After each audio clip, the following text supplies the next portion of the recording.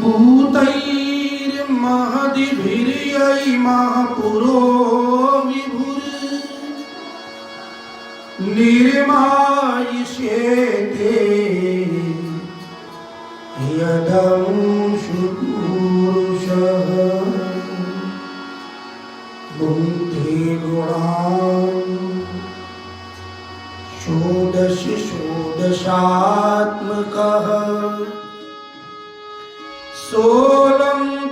सोऽलङ्कृशिष्ट भगवान् वचांसि मे त्वमेव माता च पिता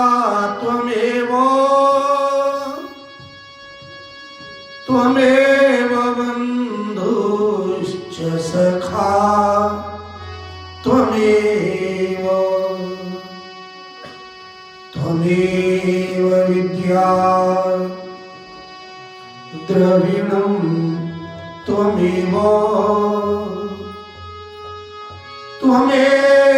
सर्वं मम देव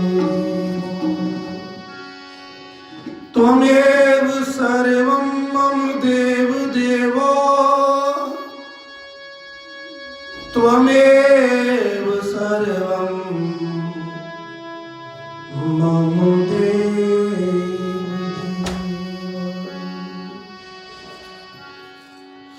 श्री कृष्ण गोविंद हरे मुरारे हे नाथ नारायण वासुदेव कृष्ण गोविंद हरे मुरारी हे नाथ नारायण वासुदेव कृष्ण गोविंद हरे मुरारे हे नाथ नारायण वासुदेव कृष्ण गोविंद हरे मुरारी हे नाथ नारायण वासुदेव हे नाथ नारायण वासुदेव हे नाथ नारायण वासुदेव हे नाथ नारायण वासुदेव हे नाथ नारायण वासुदेव हे नाथ नारायण वासुदेव हे नाथ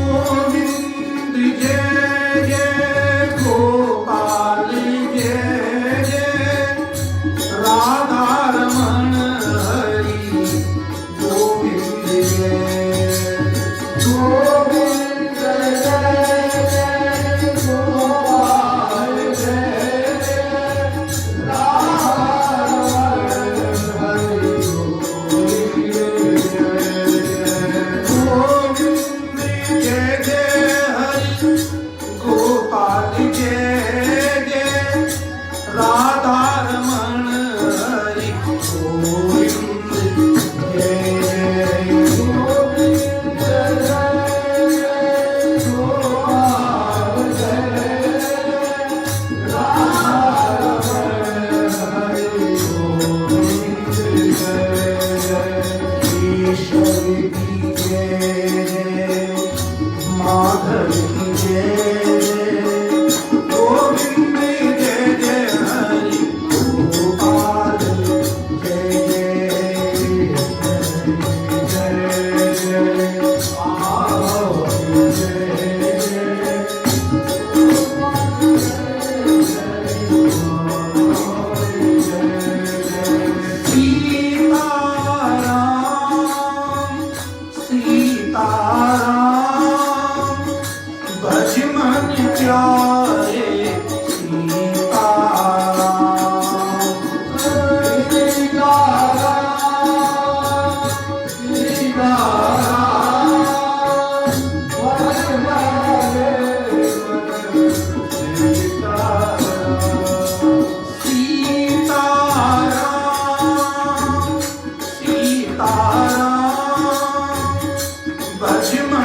प्यारे सीताराम।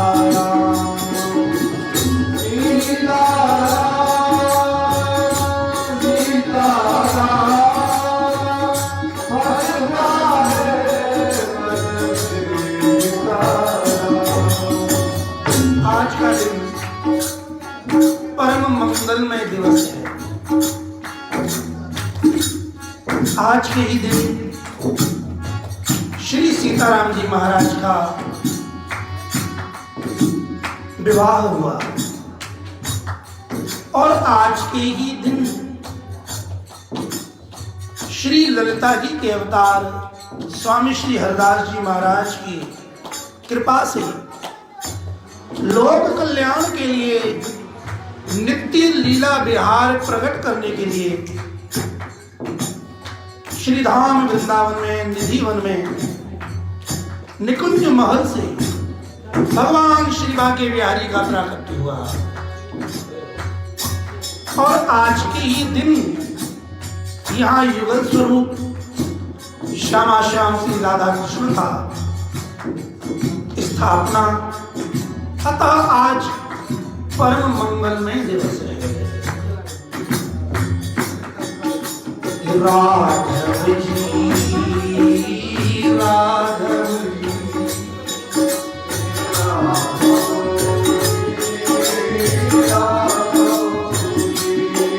मेरे राघव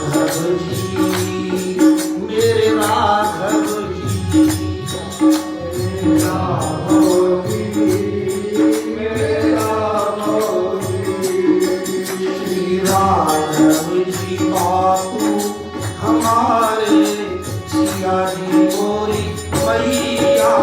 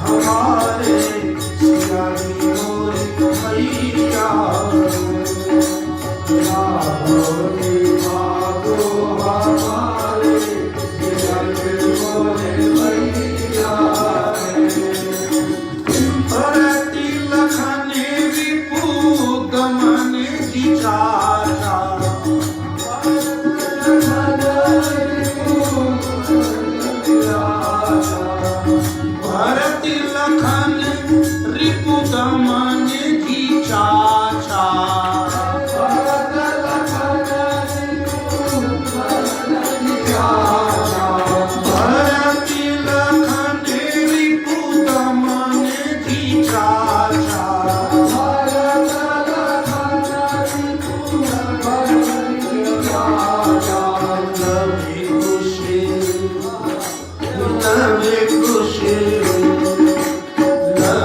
कुश हनुमत भैया सिया जी मोरी मैया लवे कुश हनुमत भैया सिया जी मोरी मैया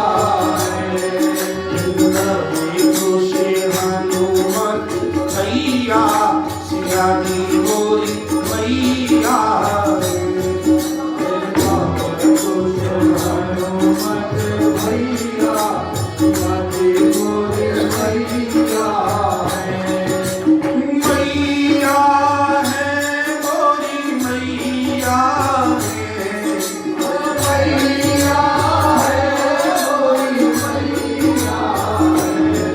श्री राघव की मेरे राघव की बापू हमारे सिया जी मोरी मैया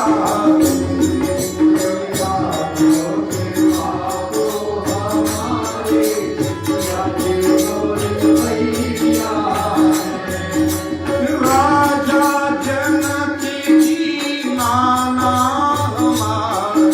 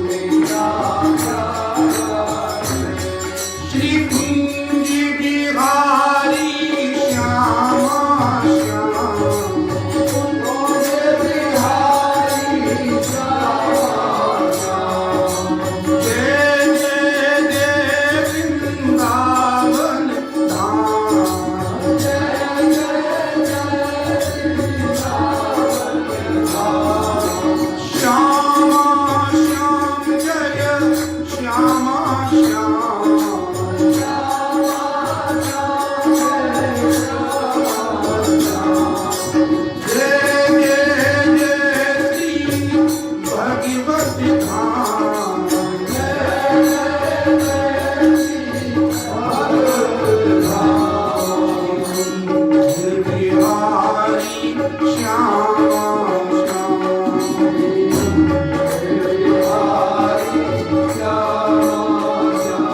जय राधे जय राधे जय राधे जय राधे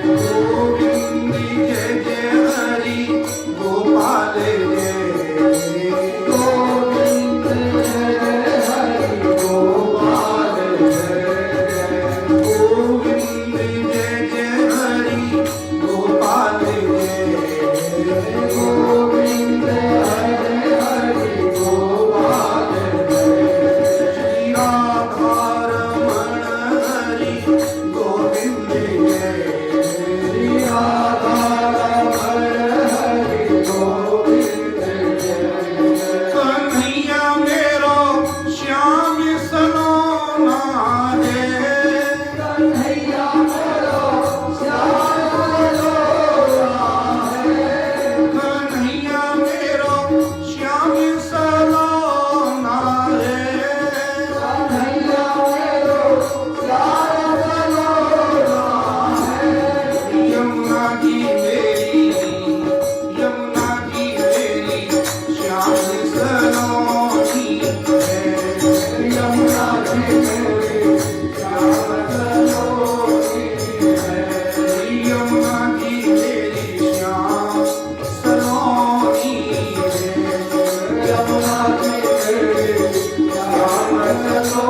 सलोनी है यमुना जी मेरी श्याम सलोनी है यमुना जी मेरी श्याम सलोनी है कालिंदी मेरी श्याम सलोनी है कालिंदी मेरी श्याम सलोनी है गोपाला ले लो नंदलाला ले लो बिहारी ले लो श्याम सलोना है बिहारी ले लो श्याम सलोना है हरि बोल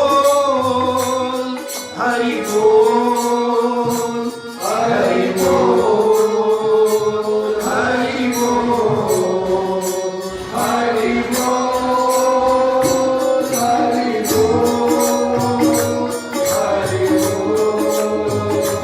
हरि बोल हरि बोल हरि बोल हरि बोल हरि बोल हरि बोल हरि बोल हरि बोल हरि बोल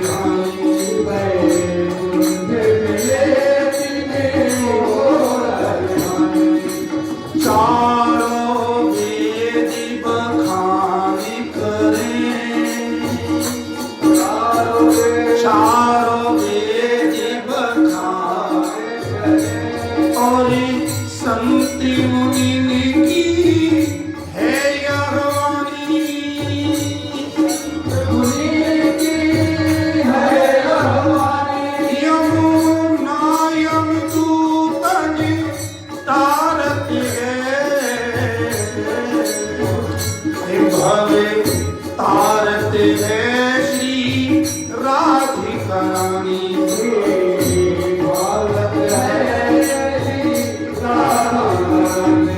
यमुना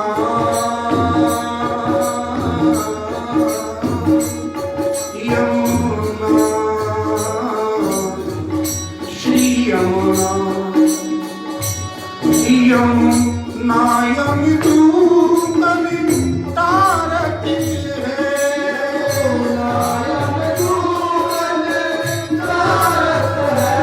यमुना यमुना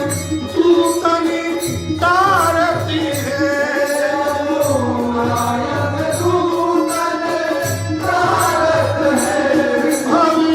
तारती है श्री राधिकरानी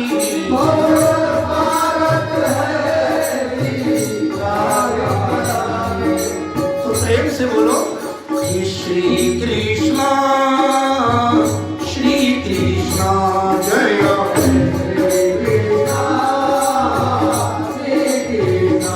जय श्री कृष्णा जय श्री कृष्णा जय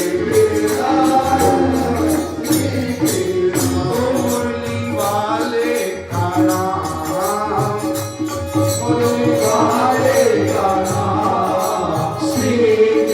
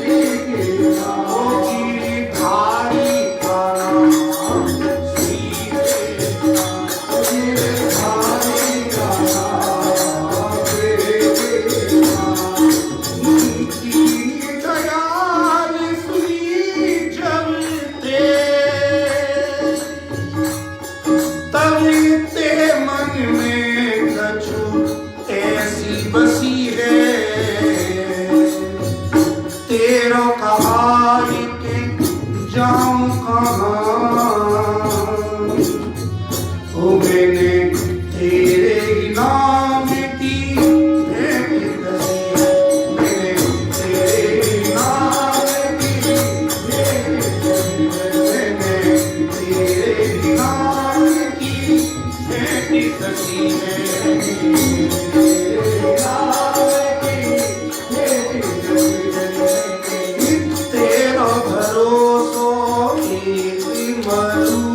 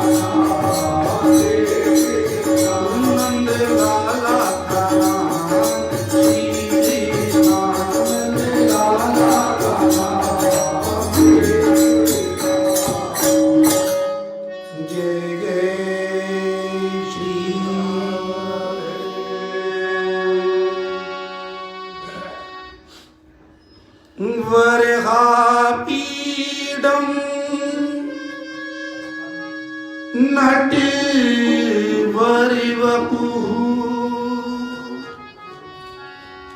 कर्णयोः कर्णिकारम्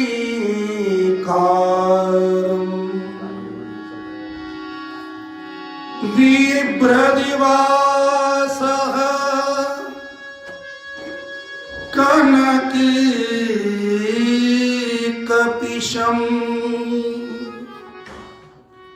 वैजयन्ती चमाला रन्ध्रान् वेळोरधरसुधया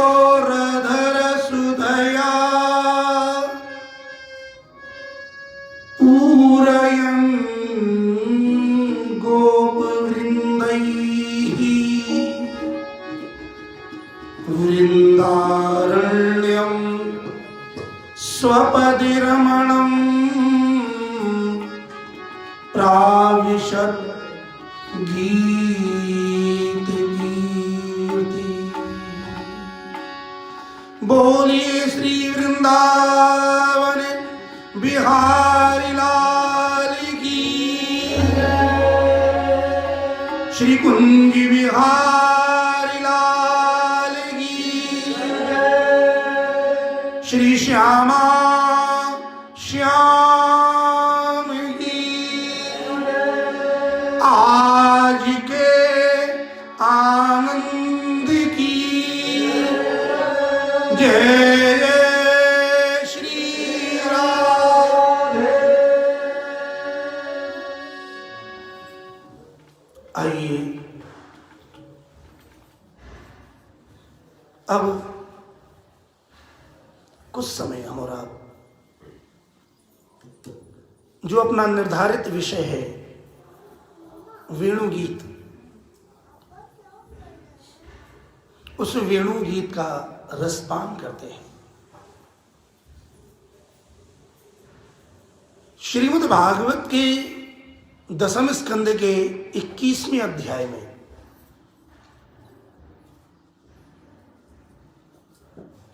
वेणु गीत का वर्णन किया गया है। इसका नाम वेणु गीत इसलिए पड़ा जब श्याम सुंदर श्री कृष्ण ने गोचारण करते हुए श्री वृंदावन में प्रवेश किया, तब भगवान श्री कृष्ण ने सर्वभूतों पर कृपा करने के लिए, प्राणी मात्र पर कृपा करने के लिए, उन्हें प्रेम दान करने के लिए, उनके प्रेम को आसक्ति में परिणत करने के लिए वेणु का नाद किया है।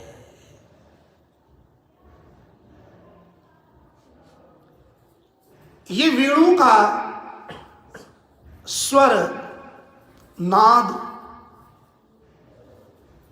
जब चारों ओर फैला, प्रसारित हुआ, तो केवल गोपियों के हृदय की दशा ही नहीं, बल्कि जहां जहां ये वेणुनाद गया, उनका हृदय श्री कृष्ण ने चुरा लिया। ये वेणुनाद कैसा है? सर्वभूत मनोहरम, सर्वभूत सभी प्राणियों के मन को चुराने वाला है। गोपियों का हृदय तो श्याम सुंदर ने चुरा ही लिया। गोपियों के अलावा किस किस पर इसका प्रभाव पड़ा? उस वेणु ने क्या जादू किया? ये वर्णन ब्रज की गोपिकाएं कर रही हैं। गोपियों ने 13 श्लोकों में वेणु गीत गाया है। कितने श्लोक? 13। दुनिया में तो ये संख्या थोड़ी विचित्र मानी जाती है, लेकिन भक्ति मार्ग में तो ये ही सार है। तू किसका है? हे कृष्ण, मैं तेरा हूं। तेरा माने तेरा।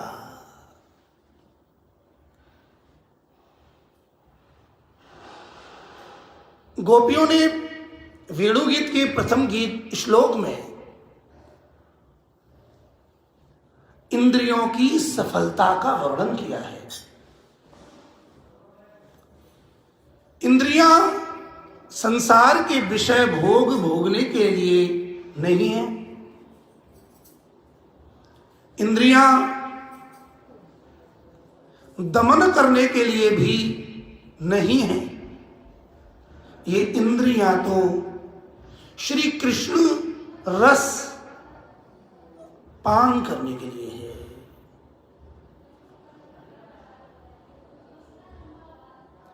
जब श्याम सुंदर श्री कृष्ण बलराम जी के साथ, ग्वाल वालों के साथ गोचारण करते हुए गांव से वन की ओर जाते हैं,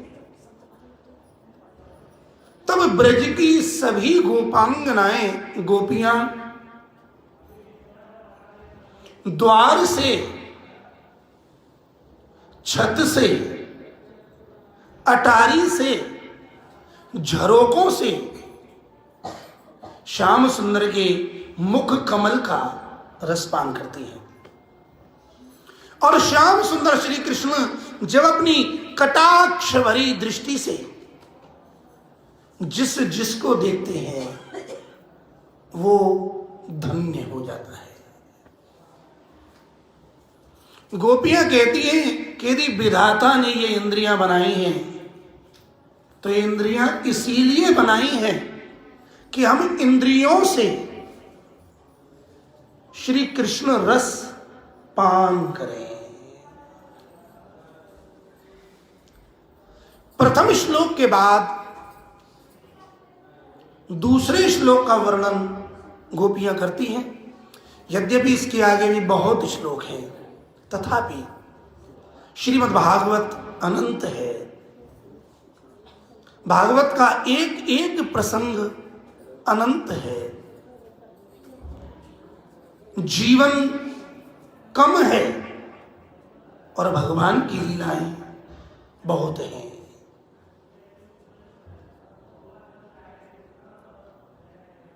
श्री सुखदेव जी महाराज वर्णन करते हैं, राजन, गोपियों ने जब दूर दृष्टि से श्री कृष्ण और बलराम का दर्शन किया तो श्री कृष्ण के स्वरूप का वर्णन करते हुए गोपियां बोली हैं, चूत प्रवाल वरहस तव कोत्पलाब्ज मालानुप्रीति परिधान विचित्र वेशो मध्ये विरेजितुरलम पशुपालि गोष्ठ्याम रंगे यथा नटिवरौ क्वच गाय मानव। गोपियां कहती हैं, अरे सखी, सखा और सखी, सखी स्त्रीलिंग है और सखा पुल्लिंग है। सखा या सखी कहने का मतलब क्या? जिसकी ख्याति समान है, जिसके गुण धर्म समान हैं, समाना ख्यातिर्यस्य, जिसकी गुडविल समान होती है, जिसकी ख्याति समान है, उसे सखा कहते हैं। और सरलता से समझे तो सखा शब्द का उल्टा करें, क्या बनेगा? खास। जो अपना खास है, जो अंतरंग है, उसे सखा कहते हैं। और सखा का ही स्त्रीलिंग वाचक है सखी। तो जो जो गोपियां श्री कृष्ण में अनुरक्त हैं, वो गोपी आपस में श्री कृष्ण के रूप माधुरी का, वेणुनाद के चमत्कार का वर्णन कर रही हैं। गोपियां कहती हैं, देखो तो सही, अरे सखी, जब वृंदावन में आम के वृक्षों पर नई नई कोपलें अर्थात बड़े कोमल कोमल पत्ते प्रस्फुरित होते हैं, तो श्याम सुंदर श्री कृष्ण उन आम के पत्तों का श्रृंगार धारण करते हैं। देखिए, हमारे श्याम सुंदर का जो स्वरूप है और जो श्रृंगार है, वो बहुत विचित्र है। और गोपियां इस विचित्र श्रृंगार का वर्णन करते हुए कहती हैं, चूत प्रवाल वरिहस तव कोत्पलाब्ज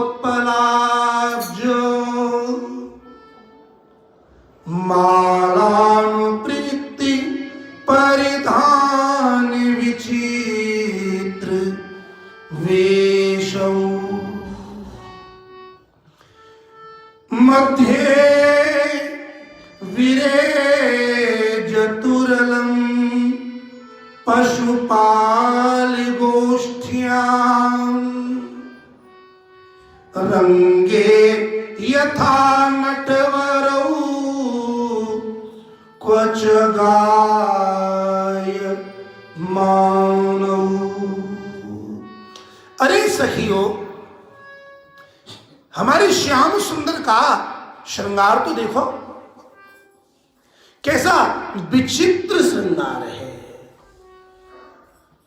आज श्याम सुंदर श्री कृष्ण ने आम के कोमल कोमल पत्तों को अपने श्रृंगार में धारण किया है। आम के पत्ते लिए और उन्हें कानों पर सजा लिए। वरेहस्तव कोह, मोर ने पंख छोड़े और उन मोर के पंखों का गुच्छा बनाया और मस्तक पर धारण कर लिए। सरोवर में जो कमल खिल रहे हैं,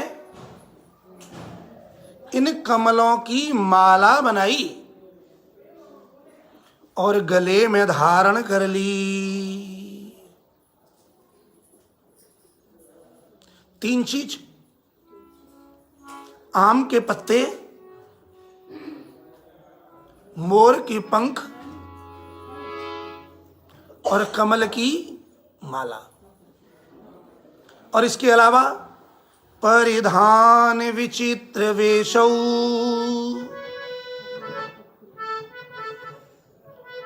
श्री कृष्ण ने तो पीले वस्त्र धारण किए हैं, और जो गौर वर्ण बलराम जी हैं, उन्होंने नीलांबर धारण किया है।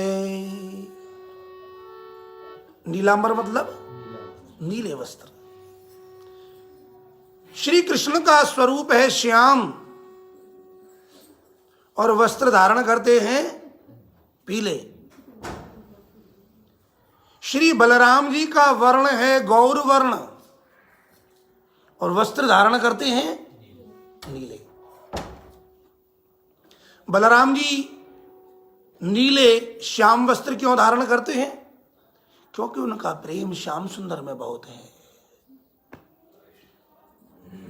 श्री कृष्ण पीतांबर क्यों धारण करते हैं? राधा रानी का, क्योंकि उनका प्रेम राधा रानी में बहुत है। विचित्र वेशों, इनके श्रृंगार का कोई ठिकाना नहीं है। रास्ता चलते जिस पेड़ पर हाथ लग गया उसकी पत्ती तोड़ दी, सीधे तो कभी चलते ही नहीं। जिस मार्ग से ये निकल जाएं फिर किसी से पूछने की जरूरत नहीं पड़ती कि क्या श्याम सुंदर वैसे गए हैं। क्यों नहीं पड़ती? क्योंकि जिधर से जाएंगे उधर अपनी छाप छोड़ के ही जाएंगे। कभी पेड़ों से, कभी पौधों से, कभी गायों से, कभी पक्षियों से, कभी भूमि से रमण करते हुए जाते हैं।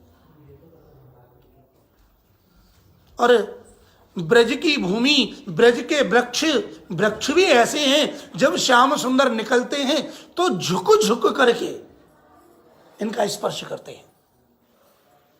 कैसे भी श्याम सुंदर हमें स्पर्श कर लें।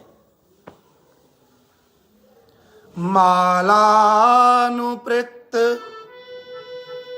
परिधान विचित्र वेशौ, विचित्र वेश है। मध्ये विरेज तुरलं पशुपालि गोष्ठ्यां रंगे यथा नटवरौ क्वच गाय मानौ। पशुपाल गोष्ठ्याम मध्य श्याम सुंदर कहां विराजमान है? पशुपाल कहते हैं पशुओं का पालन करने वाले इन गोपालक गोप ग्वालों को। और उनका जो गोष्ठ है, गोष्ठ माने मंडल, चारों ओर ग्वाल वाल और मध्य में कृष्ण बलराम। मध्य विरेज तुरलम पशुपाल गोष्ठ्यां रंगे यथा नटवरौ क्वच गाय मानव। गोपियां कहती हैं हरी सखी देखो तो सही कृष्ण और बलराम की कितनी सुंदर झांकी है। जब ये पशुपाल अर्थात ग्वाल वालों के मध्य में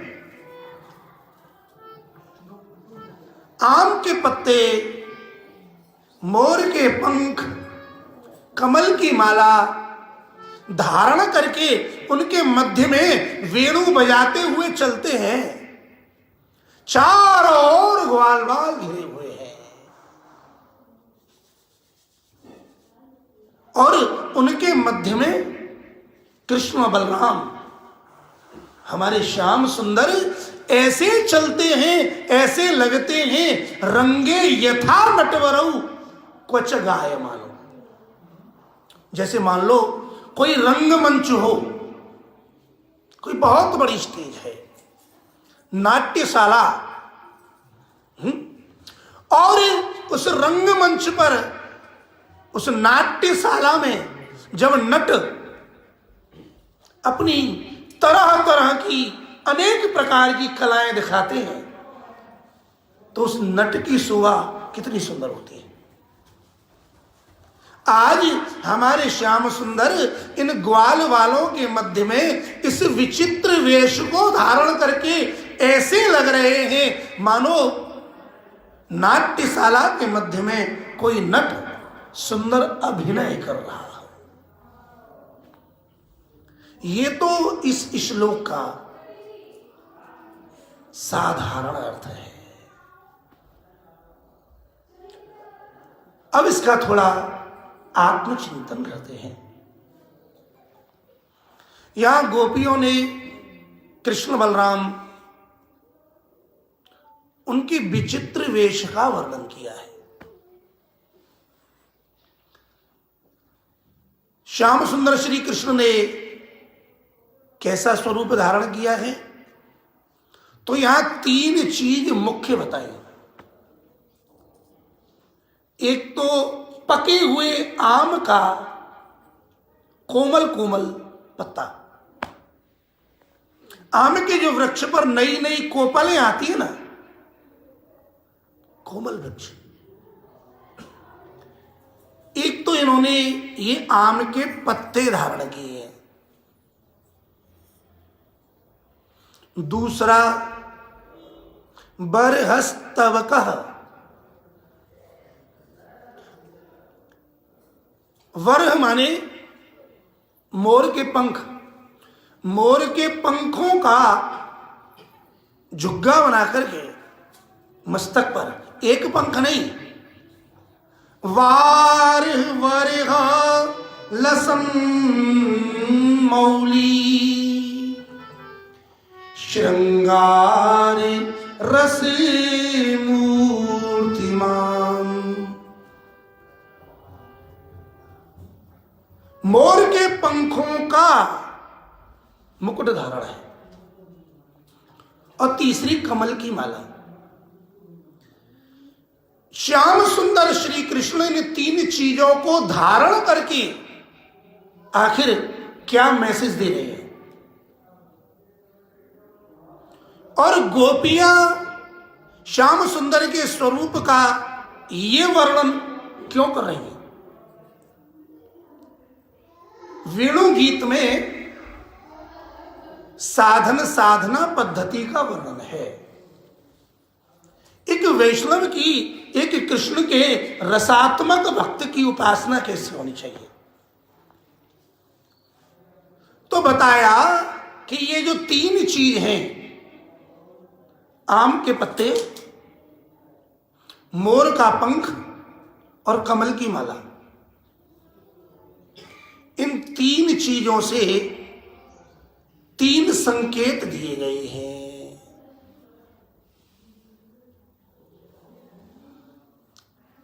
आम रस प्रधान है, मोर रूप प्रधान है और कमल गंध प्रधान है, सुगंधी। रूप, रस और गंध, आई बात समझ में। शब्द वेणु का आ ही गया। 5 ही तो विषय हैं, शब्द, स्पर्श, रूप, रस और गंध। वेणु का स्वर, शब्द, श्री कृष्ण का स्पर्श अधर सुधा के द्वारा, आम के पत्तों के द्वारा रस का संकेत, कि जिसे रस चाहिए, जो रस प्रेमी है, आओ आओ, वो हमारी शरण में आओ। संसार में जितने भी रस हैं, वो सब रस समय व्यतीत होने पर विकृत हो जाते हैं। दूध रस है, अब ज्यादा समय दूध रहेगा तो बिगड़ जाएगा। और भी जितने रस हैं, कुछ समय के बाद उन रसों में विकृति आ जाती है। गोपियां कहती हैं, अरे सखियों देखो, आज हमारे श्याम सुंदर ने विचित्र वेश धारण किया है। इन आम की कोपल पत्तों को अपने कर्ण पर, अपने श्रृंगार में धारण करके मानो श्याम सुंदर श्री कृष्ण ये संकेत कर रहे हैं कि यदि तुम रस गाहक हो, रस के प्रेमी हो, तो आओ मेरी शरण में। क्यों?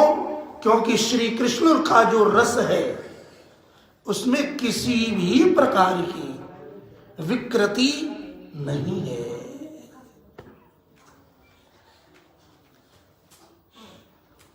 वरहस्तवक, मोरपंख का गुच्छा, मोर का पंख सुंदर स्वरूप, सुंदर रूप का बोध कराता है। संसार में जितनी भी सुंदरता है, संसार का जो रूप है, संसार के व्यक्तियों का जो रूप है, वो नाशवान है। यदि इस जगत में, संपूर्ण ब्रह्मांड में कोई सुंदर है तो वो केवल और केवल हमारे श्याम सुंदर है। क्योंकि संसार का जो रूप है, समय परिवर्तन होने पर कुरूप में बदल जाता है। बड़े बड़े रूपवान समय व्यतीत होने पर रूप विहीन देखे जाते हैं। तो यदि तुम्हें रूप की चाहत है तो श्री कृष्ण कहते हैं, आओ मेरी शरण में। गोपियां कहती हैं कि यदि संपूर्ण ब्रह्मांड में यदि कोई सबसे सुंदर है तो वो केवल और केवल हमारे श्याम सुंदर हैं। मोर के पंख का एक और महत्वपूर्ण संकेत है, ये निर्विषयी है। मोर और मोरनी कभी भोग नहीं करते। संसार के रूप पर आसक्त होने पर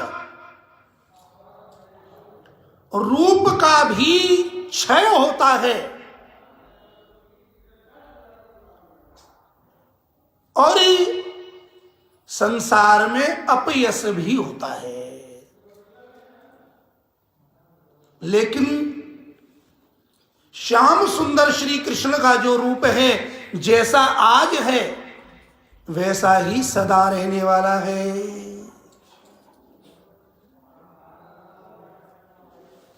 और कृष्ण से प्रेम करने पर अपयश नहीं, बल्कि कृष्ण का प्रेम करने वाला कृष्ण प्रेमी लोक और परलोक में सबके लिए वंदनीय हो जाता है। ये मोरपंख का भाव है। और तीसरी चीज, कमल की माला। माला कैसी? कमल की। कमल गंध का बोधक है। यदि सुगंध की कामना है तो श्री कृष्ण की शरण में जाओ। भगवान श्री कृष्ण अपनी शरण में आए हुए को स्वीकार करते हैं। कमल की माला गले से भगवान ने धारण की है। भगवान की ये विशेषता है, जो इनकी शरण में धारण, जो इनकी शरण में आता है, भगवान उसे अंगीकार कर लेते हैं। जैसे पुष्पों की माला है, मोती की माला है, आभूषणों की तरह तरह के जो रत्न हैं उनकी माला है, ऐसे ही भगवान की जो प्रिय माला है वो कौन सी है? वो है भक्तों की माला। भगवान अपने भक्तों की माला धारण करते हैं।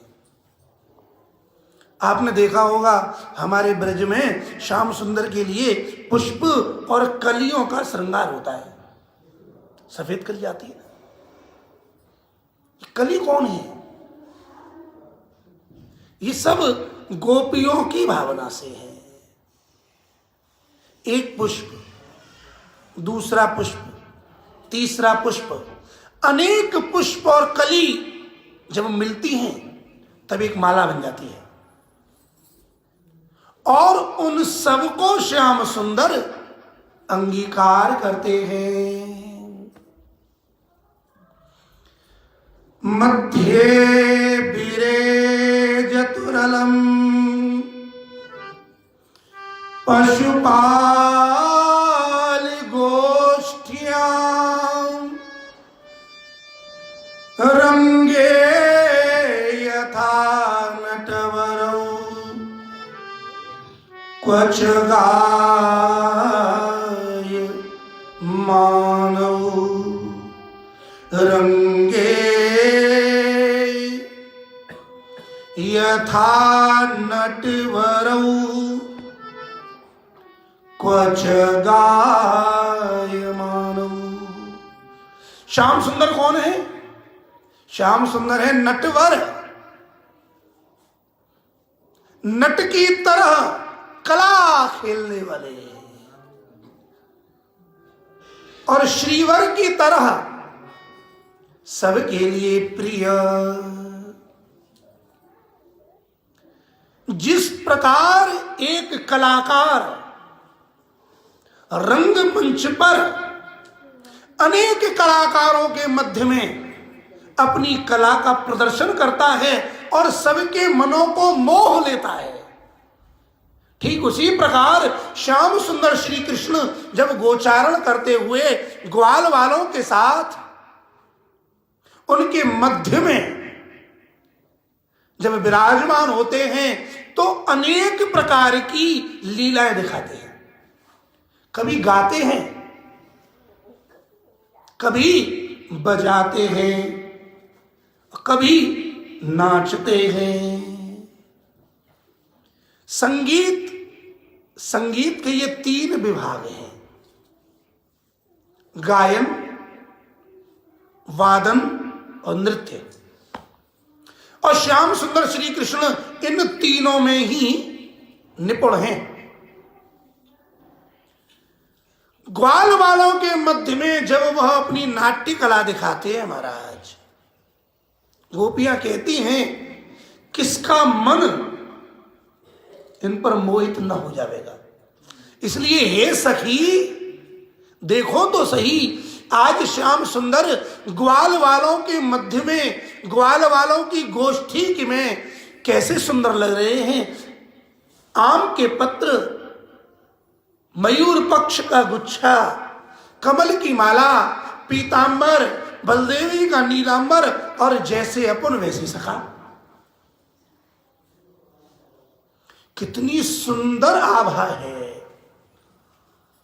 कभी गाते हैं, कभी नाचते हैं, कभी नचाते हैं, अनेक प्रकार की लीलाएं कर करके सभी के लिए आनंद प्रदान कर रहे हैं।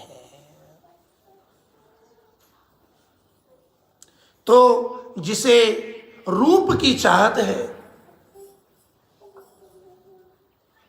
जिसे रस की चाहत है, जिसे गंध की चाहत है, उसके लिए श्याम सुंदर श्री कृष्ण आम के पत्ते, मोर के पंख और कमल की माला धारण करके ये संकेत देते हैं, आओ ये रसपान करना है तो आओ मेरी शरण में। गोपियां कहती हैं, देखो तो सही, श्याम सुंदर को सबसे ज्यादा प्रिय कौन लग रहा है? ये वेणु। आखिर इस वेणु में ऐसा क्या खास है कि श्याम सुंदर ने उसे अपने अधरों पर धारण किया हुआ है? छोड़ते ही नहीं। कभी हस्तकमल में धारण करते हैं, कभी अधरों पर धारण करते हैं, और कभी कमर की फेंट में जो कमर पर पटका कसा हुआ है उस फेंट में फंसा लेते हैं।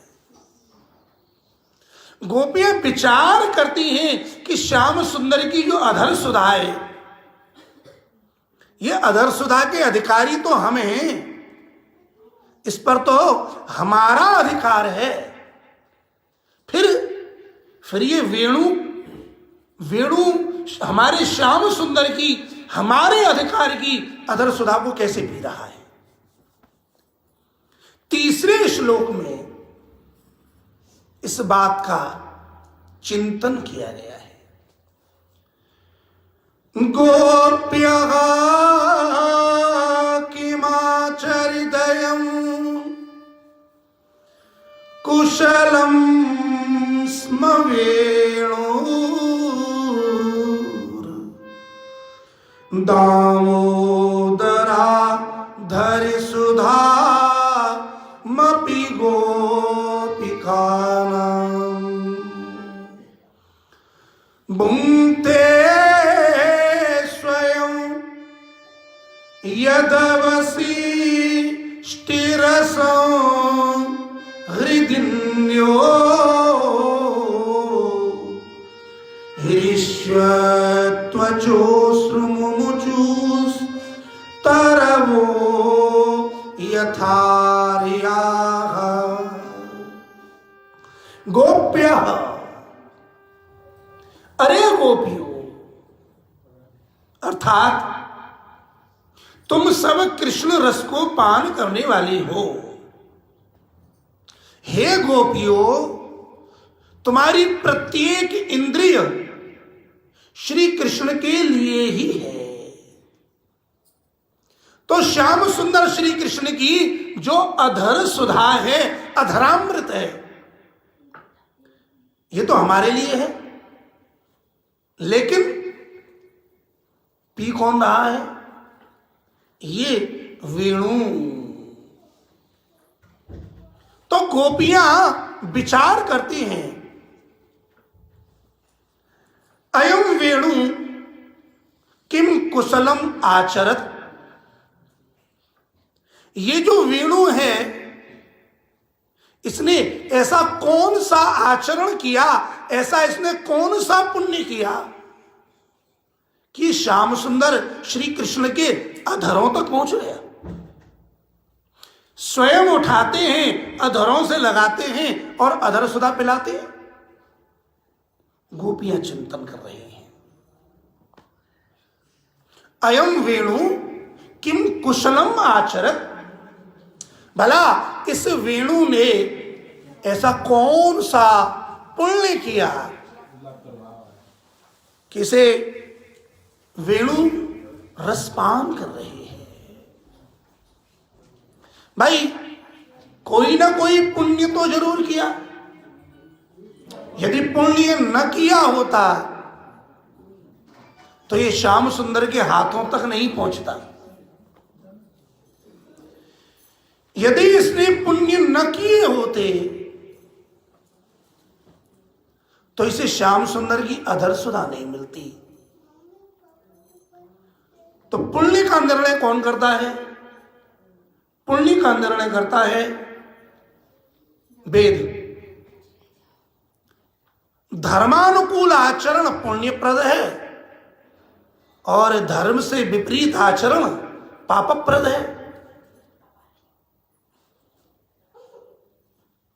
तो यदि ये श्याम सुंदर के हस्त कमल तक, अधरों तक पहुंची है, तो इसने पुण्य तो किया, लेकिन कौन सा पुण्य किया होगा? और फिर ये अधर सुधा की भोक्ता तो हम गोपियां हैं, अर्थात स्त्रियां हैं, लेकिन वेणु तो स्त्री नहीं है, वेणु पुरुष है।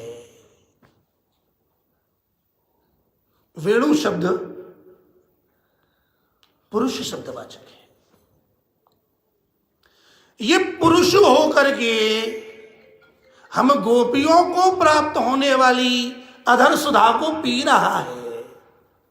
भला अयम वेणु किम कुशलम आचरत, भला इस वेणु ने ऐसा कौन सा कुशल सुंदर आचरण किया है। दामोदराधर सुधा मपि गोपिका नाम, दामोदराधर सुधा मपि गोपिका नाम। ये अधर सुधा तो हम गोपियों के लिए है, इसकी भोग्या तो हम स्त्रियां हैं, और ये पुरुष होकर के अधर सुधा पान कर रहा है। बड़ी आश्चर्य की बात है। इसलिए अरे गोपियों, अयम वेणु किम कुशलम आचरत, भला विचार तो करो कि इस वेणु ने कौन से पुण्य किए हैं। वेणु शब्द, इसका जो अर्थ है बड़ा व्यापक है। वो प्लस ई प्लस अणु, वश्च ईश्च वयौ तयोः अणु यत् वेणु। महापुरुषों ने वेणु शब्द की व्याख्या की है। वेणु में जो वह है, इसका अर्थ है ब्रह्मानंद, जो योगी जन समाधि में ध्यान लगा करके दर्शन करते हैं, उसे प्राप्त करते हैं। तो वश्च और ईश्च, ईशत, ये है तुच्छ विषयानंद। ब्रह्मानंद और विषयानंद, इन दोनों को अणुवत अत्यंत छोटा कर देने वाला, उसका नाम है वेणु। इस वेणु के आगे विषयानंद भी हीन है और ब्रह्मानंद भी हीन है। ये वेणु की विशेषता है। तो बोले भाई, रस तो वही पी सकता है जो चैतन्य हो। ये वेणु तो बांस से बनी है, और बांस तो जड़ है ना। तो हमें लगता है कि भले ही श्याम सुंदर इसे अपने अधरामृत को पिला रहे हों, लेकिन ये कैसे पी सकता है? ये तो जड़ है। तो बोले ये पीता तो है, इसीलिए ये मधुर है, लेकिन पूरा नहीं पी पाता, टिक नहीं पाता। ये वेणु लेकर के उस अधरामृत को प्रसारित कर देता है, आगे बढ़ा देता है। तो बोले आगे कहां बढ़ावेगा? तो बोले कि यदि किसी के पास कोई वस्तु आवे तो सबसे पहले वो कहां पहुंचावेगा? अपने घर वालों के पास। देखो देखो गोपियां, इसने भी अपने माता पिता के पास में श्याम सुंदर श्री कृष्ण के अधरामृत को पहुंचा दिया है।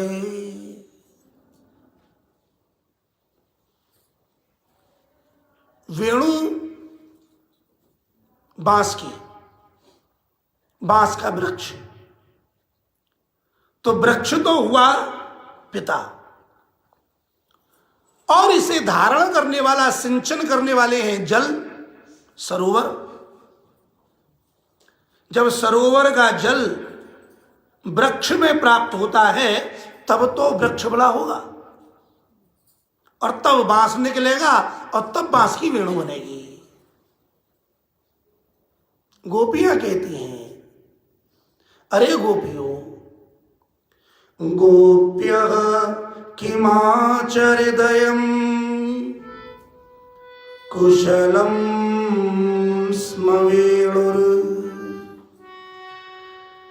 दामोदराधर सुधामपि गोपिकानां भुङ्क्ते स्वयं यदवशिष्टिरसं हृदिन्यो हृष्यत्वचोश्रु मुमुचुस्तरवो यथार्याः। दामोदर की अधर सुधा को ये स्वयं तो पीता ही है। भुंक्ते स्वयं, इसने तो पिया ही, लेकिन अपने पीने के बाद जो अवशिष्ट रह गया, बकाया रह गया, उस अधरामृत को इसने अपने माता पिता, अपने रिश्तेदारों पर पहुंचा दिया, और उसका प्रभाव हम स्पष्ट रूप से देख सकती हैं। देखो, श्याम सुंदर ने वेणुनाद किया तो उस वेणुनाद का प्रभाव ये हुआ है कि हृदयः, ये जो सरोवर है, इस सरोवर में ऋतु न होने पर भी कमल खिल गए हैं। तो ये खिलते हुए कमल ये बता रहे हैं कि इस सरोवर को अपने वेणुनाद के द्वारा इस वेणु ने ही दामोदर की अधर सुधा पिलाई है, और ये बड़े प्रसन्न हो रहे हैं। और जब ये प्रसन्न हो रहे हैं तो इनका हृदय पुलकायमान हो रहा है, और बिना ऋतु में भी अनेक प्रकार के पुष्प प्रकट हो गए हैं। इससे सिद्ध होता है कि केवल वेणु ने ही नहीं, वेणु ने तो ये अधर अमृत पान किया ही है, अपने पीने के बाद जो शेष रहा वो सरोवर तक पहुंचा दिया। और देखो, ये जो वृक्ष हैं, यह है तो शुष्क, लेकिन जब से इन्होंने श्याम सुंदर की अधर सुधा का पान किया है, ये जड़ वृक्ष भी आर्द्र हो गए हैं। इनमें से मधुधारा बह रही है। भला भला इन वृक्षों में ये मधुधारा कहां से आई? इन वृक्षों में से जो मधुधारा बह रही है, इससे सिद्ध होता है कि इन वृक्षों ने भी हमारे श्याम सुंदर की अधर सुधा का पान किया है। जो जड़ है वह चैतन्य हो गया। ऋतु न होने पर भी अनेक प्रकार के पुष्प सरोवरों में खिल गए। कहां से खिल गए? बोले, ये बहुत प्रसन्न है। जब किसी का बेटा कोई अच्छा काम करके आता है तो उसके माता पिता को कितनी खुशी होती है ना। और जब ज्यादा खुशी होती है तो उनका हृदय प्रसन्नता से फूल जाता है। इन सरोवरों का हृदय भी प्रसन्नता से फूला। जब फूला तो वही फूल बन के निकले हैं। और जब बहुत प्रसन्नता होती है तो उस खुशी में, प्रसन्नता में नेत्रों से अश्रुधारा बहने लगती है। तो देखो गोपियों, आज इन वृक्षों में से भी ये मधुधारा गिर रही है, बह रही है। क्यों? क्योंकि इनके द्वारा प्रकट हुआ जो बांस है और उस बांस का बना हुआ वेणु है, वो श्याम सुंदर के अधरों तक पहुंच गया। इसलिए ये सरोवर, ये वृक्ष अत्यंत प्रसन्न हो रहे हैं। और इसी वेणु ने स्वयं तो दामोदर की अधर सुधा को पिया ही है और इनको भी बचा हुआ अधरामृत पान करा दिया है। तो जो जड़ है वह वृक्ष भी चेतन की तरह से मधुधारा बह रहा है, आर्द्र हो गया है। ये मधुधारा, मधु इसमें कहां से आया? तो बोले मधुराधिपते रखिलम मधुरम। ये जो मधुधारा निस्सृत हो रही है, गिर रही है, ये किसी और की नहीं, ये हमारे श्याम सुंदर के अधरों का अमृत ही जब इनके हृदय तक पहुंचा है तो इनका शुष्क, लकड़ी कैसी होती है? कठोर। लकड़ी को छोड़ दो, सूखी। तो जो काष्ठ है, जो कठोर है, हमारे श्याम सुंदर की अधर सुधा को पीने से ये वृक्ष भी कोमल बन गए हैं, इनका कठोर हृदय भी आर्द्र बन गया है। इसका मतलब क्या है? जब भगवान की अधर सुधा हृदय तक पहुंचती है तो कठोर हृदय को भी, शुष्क हृदय को भी आर्द्र बना देती है, गीला कर देती है, रसीला बना देती है। क्यों? क्योंकि श्याम सुंदर है रस, और रस रूप रस केंद्र श्याम सुंदर का सब कुछ रस ही रस है। कपड़ा सूखा क्यों ना हो, लेकिन यदि वो आर्द्र से, गीले से स्पर्श करेगा तो सूखा कपड़ा भी गीला हो जाएगा। सच्चा वैष्णव कौन है? सच्चा भक्त कौन है?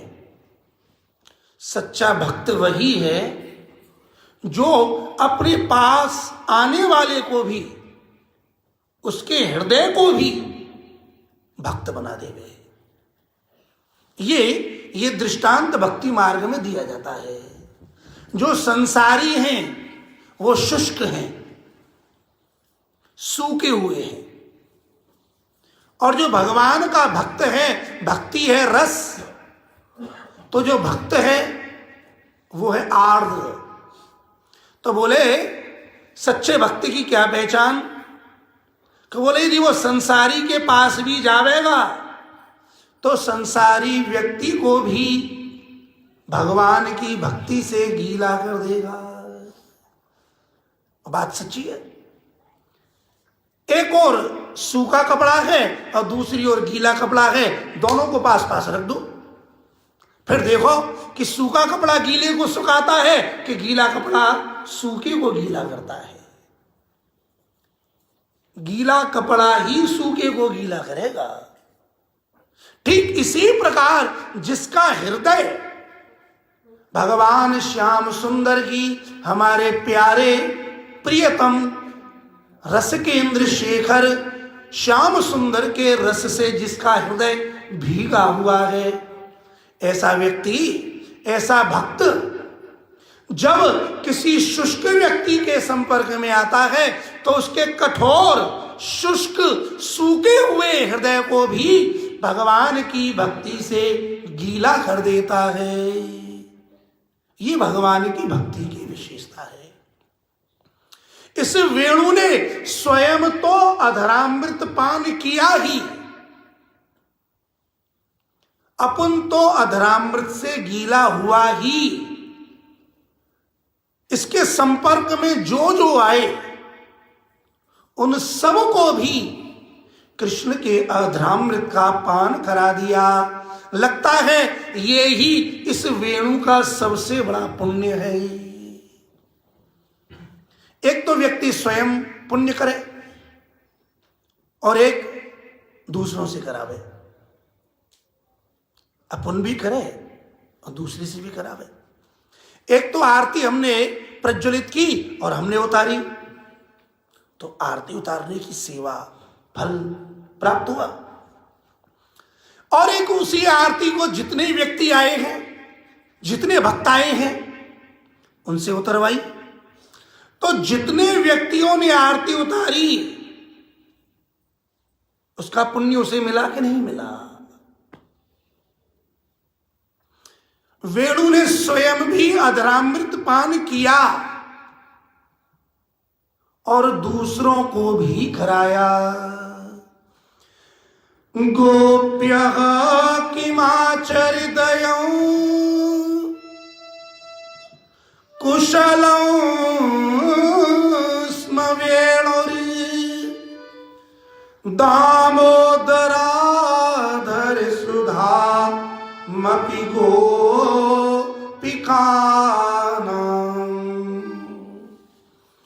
भुंक्ते स्वयं।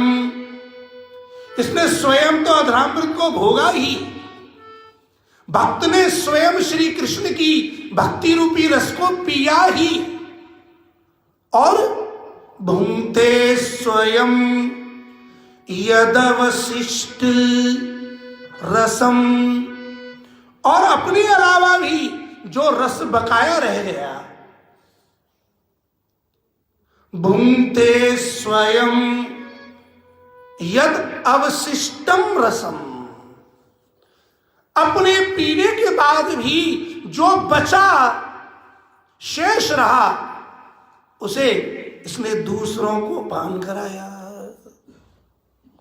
भुंक्ते स्वयं यदवशिष्ट रसं हृदिन्यो ऋष्य त्वचोश्रु मुमुचु तरवो यथार्याः। इस वेणु को सींचा किसने? सरोवर में। और प्रकट किसने किया? पेड़ ने। तो इसने जो अपना रस बचा स्वयं तो रसपान किया ही, अपने पीने के बाद भी जो अवशिष्ट रस रह गया इसने सरोवर को और वृक्षों को भी श्याम सुंदर की उस अधर अमृत का पान करा दिया। और इसे देख करके जो सरोवर हैं, वृक्ष हैं, वो इतने प्रसन्न हो रहे हैं, इतने प्रसन्न हो रहे हैं कि उनका हृदय प्रसन्नता से खिल गया है। और ये खिला हुआ हृदय ही पुष्पों के रूप में दर्शन दे रहा है।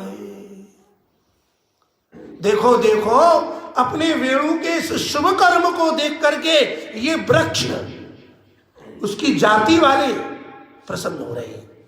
भाई यदि कोई अच्छा काम किया जाए तो उसकी जाति वाले कहते हैं कि ये हमारी जाति का है, ये हमारे गांव का है, ये हमारे परिवार का है। तो वेणु किस जाति का है? वृक्ष जाति का। तो इसे देख देख करके जो वृक्ष हैं वो वृक्ष भी प्रसन्न हो रहे हैं। उनका हृदय भी इस अधर सुधा को पान करने पर इतना आर्द्र हो गया है कि जैसे नेत्रों से प्रसन्नता के अश्रु झरते हैं, ऐसे ही इन कठोर वृक्षों से आज मधुधारा बह रही है। तो निश्चित ही इस वेणु ने तो अधरपान किया ही है, अधर अमृत पान किया ही है, और जो बचा है उसे सरोवर, वृक्ष, हिरणी, गाय सबको पान किया है। हाय हाय, इस अधरामृत पर तो हमारा अधिकार है, लेकिन ये वेणु हमारे अधिकार की वस्तु को स्वयं पी रहा है। अब इस प्रकार के भाव,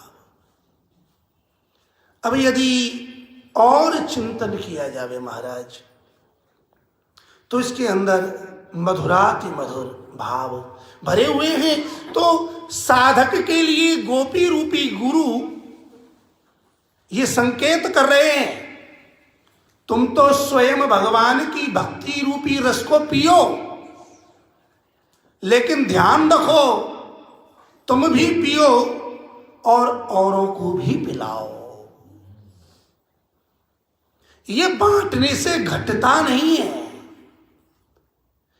भगवान की भक्ति का मार्ग बढ़ाना, स्वयं भक्ति करना और दूसरों को भी भक्ति में लगाना, यही सच्चे भक्त का लक्षण है। तो वेणु ने क्या किया? वेणु ने स्वयं तपस्या की, भगवान प्रसन्न हुए, वेणु को अपना अधरामृत दिया, तो वेणु ने तो अधरामृत पान किया ही किया, और जो बचा उसे इसने दूर दूर तक इस अधरामृत को पहुंचाया। धन्य है ये वेणु।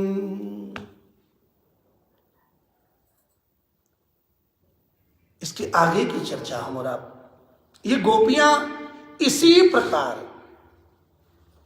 वेणु की महिमा का गान, वेणु ने क्या क्या चमत्कार किया वृंदावन की भूमि में, हिरण और हिरणियों के लिए, गाय और बछड़ों के लिए, सर्प के लिए, अर्थात यदि कम शब्दों में कहें तो जहां जहां ये वेणुनाद पहुंचा, जो सकाम थे वो निष्काम हो गए, जो निष्काम थे, जिन्हें कुछ नहीं चाहिए, वो कृष्ण काम हो गए कि हमें कृष्ण चाहिए चाहिए चाहिए। जो कठोर थे वो कोमल हो गए, जो नदी बह रही थी श्याम सुंदर के वेणुनाद को सुनकर के स्थिर हो गई और रुक गया। जो गाय हरी हरी घास चर रही थी, घास चरते चरते जैसे ही वेणु का नाद गायों के कान में गया, गायों का मुख रुक गया, और जो बछड़े गायों के थन में मुंह लगाकर दूध पी रहे थे, उन बछड़ों के कान में जब ये वेणुनाद गया तो जैसे के तैसे मुख लगाकर स्तब्धित हो गए, रुक गए। गाय के कान में भी वेणुनाद जा रहा है, बछड़े के कान में भी वेणुनाद जा रहा है।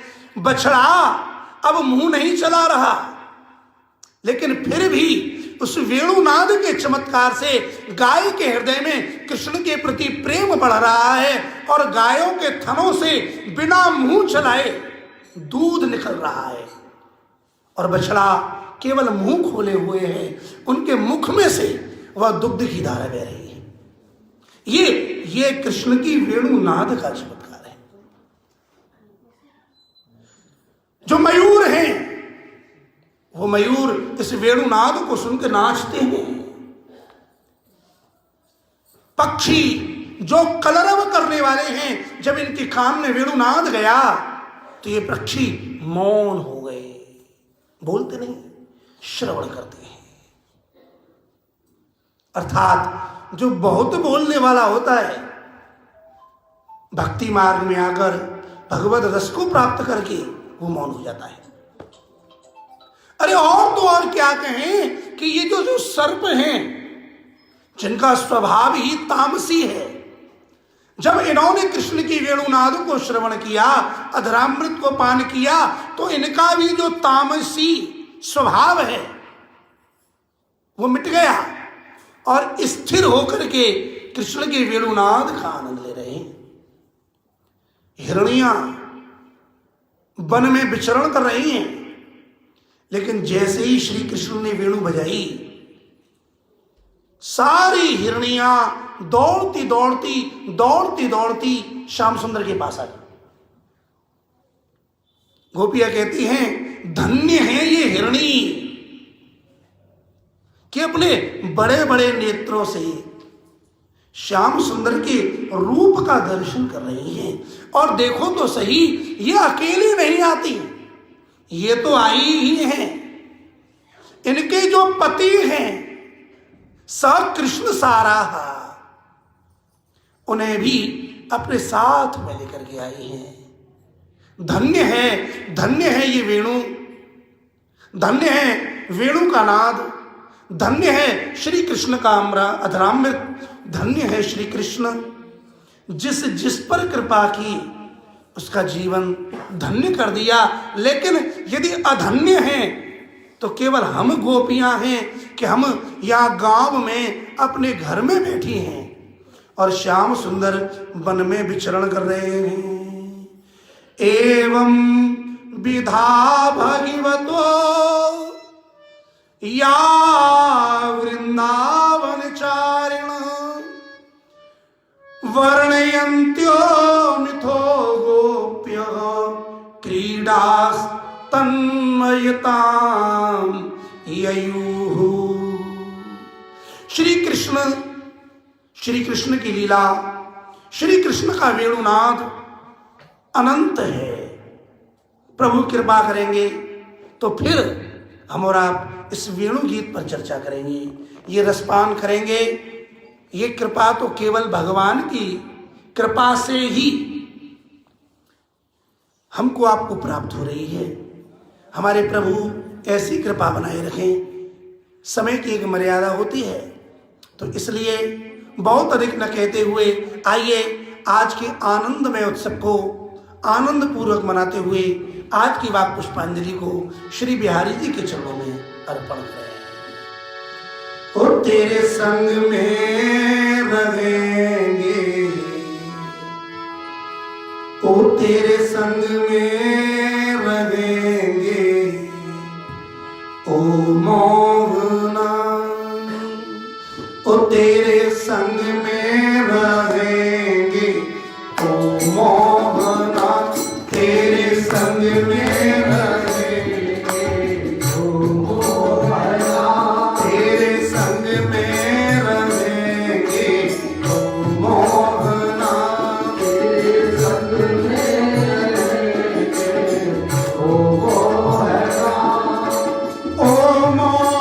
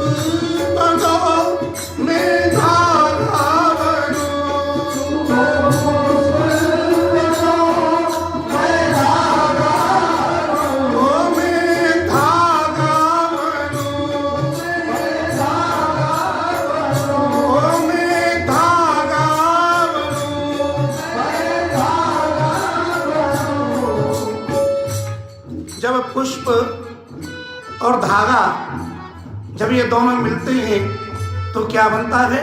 माला। ओ माला में